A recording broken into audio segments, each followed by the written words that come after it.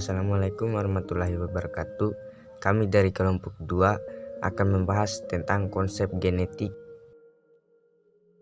Genetika merupakan ilmu yang berhubungan dengan studi dan pemahaman tentang faktor keturunan, evolusi, perkembangan, ekologi, biologi molekuler, dan ilmu forensik. Seorang ilmuwan yang bernama Gregor Johann Mendel merupakan orang yang pertama kali melakukan penelitian mengenai penurunan sifat. Oleh karena itu, ia dinobatkan sebagai bapak genetika. Baik, yang kedua ada kromosom. Kromosom adalah benda-benda halus berbentuk lurus seperti batang atau bengkok dan terdiri dari zat yang mudah mengikat zat warna di dalam nukleus. Suryo 1984.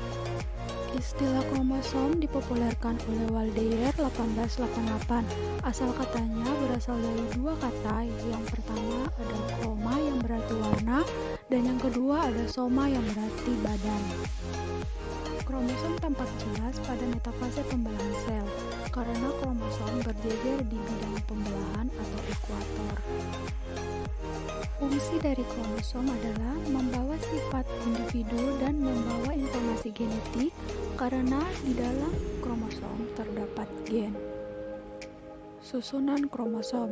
Kromosom tersusun atas dua, yang pertama ada DNA dan yang kedua ada protein. Struktur kromosom.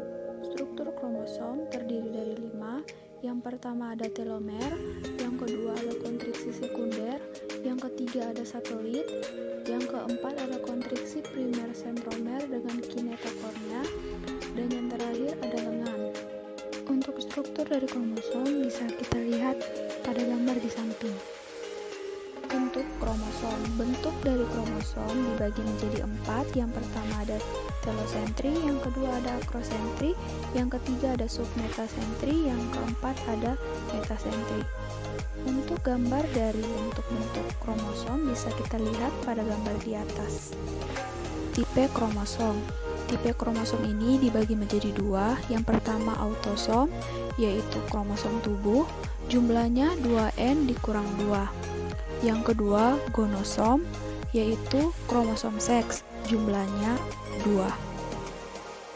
Baik, yang ketiga ialah gen.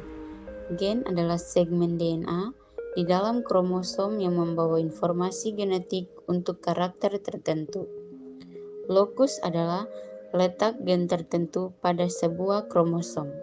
Fungsi gen, yang pertama, mengatur perkembangan dan metabolisme individu. Yang kedua, menyampaikan informasi genetik. Komponen penyusun gen. Yang pertama, komponen yang terdiri atas 1 atau 2 pasang nukleotida. Yang kedua, muton, komponen yang terdiri atas lebih dari 2 pasang nukleotida.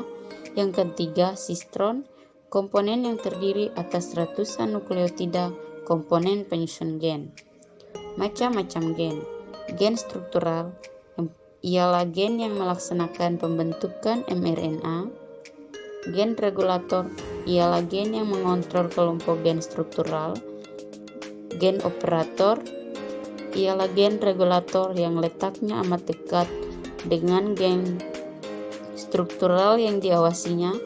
Dan yang terakhir, operon ialah sekelompok gen operator dan struktural yang terkoordinasi dan merupakan kesatuan pengontrol. Baik DNA, deoksiribonukleat acid. DNA, asam deoksiribonukleat, adalah asam nukleat yang di dalamnya terdapat sebuah sel makhluk hidup. DNA yakni biomolekul utama semua makhluk hidup yang membentuk dan menyusun berat kering. Dan DNA tersusun oleh 3 macam molekul. 1. Glukosa deoksiribosa atau gula pentosa. 2. Basa nitrogen terdiri purin, adenin, dan guanin A dan G. Pirimidin sitosin dan timin. SC dan T. A selalu berpasangan dengan T memiliki 2 ikatan hidrogen. SC selalu berpasangan dengan G memiliki 3 ikatan hidrogen. 3. Gugus fosa. Bisa dilihat garis biru Arlene. RNA ribonukleik acid. Asam ribonukleik adalah molekul polimer yang terlibat dalam berbagai peran biologis dalam mengkode, dekode, regulasi, ekspresi gen. RNA ribonukleik acid makromolekul penyimpanan dan penyalur informasi genetik. RNAD membawa kode genetik ke ribosom. RNAR komponen utama ribosom. RNAT membawa asam amino ke ribosom. Kedua gambar ini, gambar pertama namanya rantai RNAD, gambar kedua namanya struktur RNAT. Molekul RNA. Yang pertama, molekul RNA merupakan rangkaian tunggal dari nukleotida. Yang kedua, nukleotida dari RNA tersusun atas gula, ribosa, gugus, fosfat, dan basa nitrogen.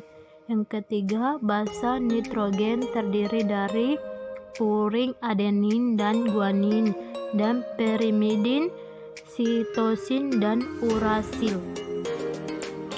Perbedaan DNA dan RNA. DNA 1. Hanya ditemukan dalam nukleus. 2. Berupa rantai panjang ganda double helix.